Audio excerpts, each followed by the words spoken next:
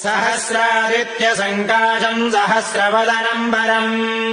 सहस्रदोः सहस्रारम् प्रपद्येऽहम् सुदर्शनम् हसन्तम् हारकेयूरमकुटाङ्गदभूषणम्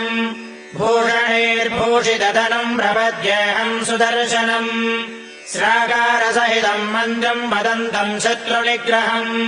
सर्वदोषप्रशमनम् प्रपद्येऽहम् सुदर्शनम्